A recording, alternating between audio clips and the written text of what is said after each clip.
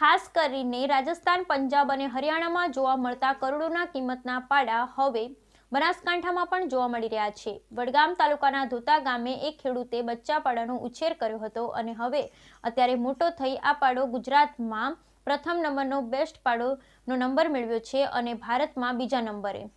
આ પાડાની 1,25 લાખની બોલી પણ બોલવામાં આવી। ખાસ કરીને રાજસ્થાન, પંજાબ અને હરિયાણામાં જોવા મળતા કરોડોની કિંમતના પાડા ભેંસનું બચ્ચું હવે બનાસકાંઠામાં પણ જોવા મળી રહ્યા છે। વડગામ તાલુકાના ધોતા ગામના એક ખેડૂતે એક નાના બચ્ચા પાડાનો ઉછેર કર્યો હતો, જે પાડો અત્યારે મોટો થઈ ગુજરાતમાં પહેલા નંબરે બેસ્ટ પાડાનો નંબર મેળવ્યો છે અને ભારતમાં બીજા નંબરે આવ્યો છે। આ પાડાની 1,25 લાખની બોલી પણ બોલવામાં આવી હતી, ત્યારે ખેડૂતને ત્યાં 1.25 કરોડનું આ પાડું જોવા માટે પણ લોકો આવી રહ્યા છે। પશુપાલન સાથે સંકળાયેલા ખેડૂતે એક નાના બચ્ચેનો ઉછેર કરી એક એવો પાડો તૈયાર કર્યો જેની હાલ કરોડોની કિંમત બોલાઈ રહી છે।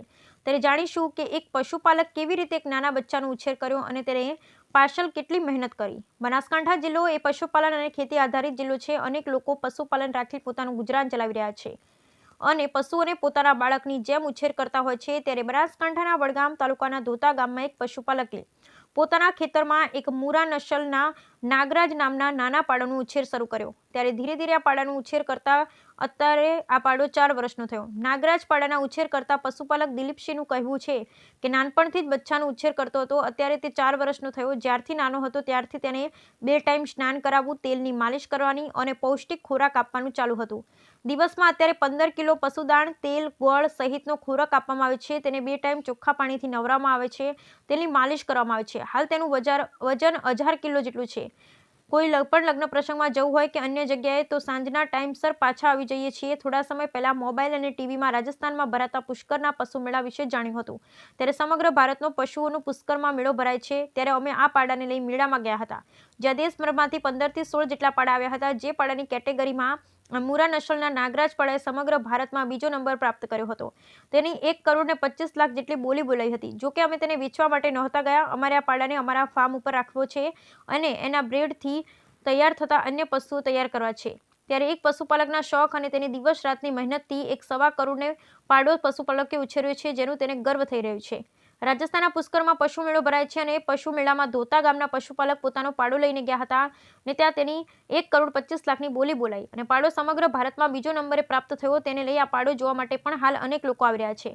અનેક પશુપાલકો પાડા જોવા માટે આવી રહ્યા છે। ત્યારે સ્થાનિક લોકોનું કહેવું છે કે પશુપાલક દિલીપભાઈ આ પાડાને ઉછેરવામાં ખૂબ જ મહેનત કરી અને આ પાડામાં સમગ્ર ભારત અને ગુજરાતમાં જે નામ રોશન કર્યું છે તેનો અમને પણ ગર્વ છે। અમને જોવા આવ્યા ત્યારે ખબર પડી કે ખરેખર આ પાડાને જોતા જ લાગ્યું કે આ પાડાનો ઉછેર કરવામાં પશુપાલકે ખૂબ મહેનત કરી છે અને જેના કારણે નંબર મેળવી શક્યો છે। જોકે મહત્વની વાત તો એ છે કે આ પાડો એકદમ શાંત સ્વભાવનો છે। ઘણીવાર જાનવરોથી લોકોને ડર લાગતો હોય, પરંતુ આ પાડાને જોઈ કોઈ ગભરાતું નથી। તેની નજીક જઈ અને લોકો સેલ્ફી લે છે, ફોટા પાડે, પરંતુ આ શાંત સ્વભાવનો પાડો કોઈને નુકસાન પહોંચાડતો નથી અને જેના કારણે લોકો તેની પાસે જઈ સેલ્ફી લેવી, ફોટા પડાવવા ગમે અને લોકો તેને જોઈ અને પણ આનંદ અનુભવી રહ્યા છે।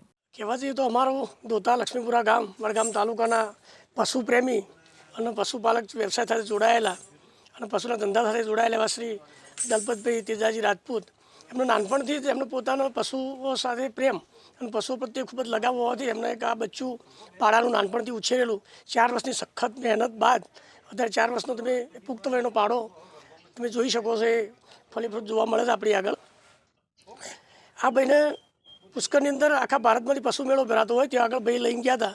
ત્યાં આગળ ભારતની અંદર આખા બધા પશુઓ આવેલા, એમાંથી એના આખા ભારતની દૃષ્ટિએ જોઈએ ભારતનો તો બીજો નંબર પ્રાપ્ત કરેલો, ગુજરાતના લેવલે પ્રથમ નંબર પ્રાપ્ત કરેલો છે। બીજું પાડા કેટેગરીમાં જોઈએ તો પાડો એટલે આપણને પાસે જતાં નજીક જતાં ડર લાગે આપણને।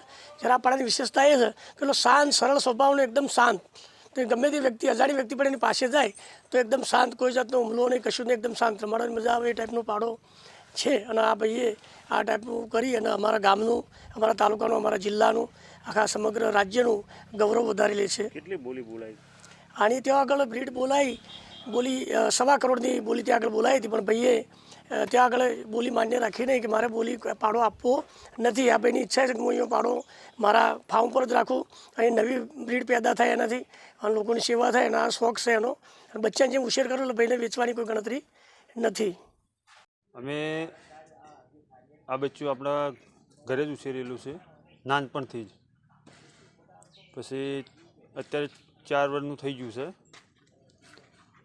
હાલ એનું વજન છે 1000 કિલો। નોમ એનું રાખેલું છે નાગરાજ. અને હમણાં રાજસ્થાન પુષ્કર મેળો ભરાય છે. આખા ભારતમાં ફર્સ્ટ નંબરનો મેળો ભરાય છે. એમાં આ પાડાનો બીજો નંબર આવ્યો છે અને ગુજરાતમાં ફર્સ્ટ નંબર આવ્યો. અત્યારે હાલ એને એક નાના બાળકનો ઉછેર કરો ને એવો અત્યારે ઉછેર કરીએ એ રીતના એની સંભાળ કરી રહ્યા છીએ અમે. અત્યારે હાલની દિવસનું ખોરાકમાં ગણીએ ને તો દિવસનું ઓછામાં ઓછો દોણો 15 કિલો થાય છે દિવસનો. અને 500 ગ્રામ તેલ અને મિનરલ મિક્સર પાવડર આપવામાં આવે છે.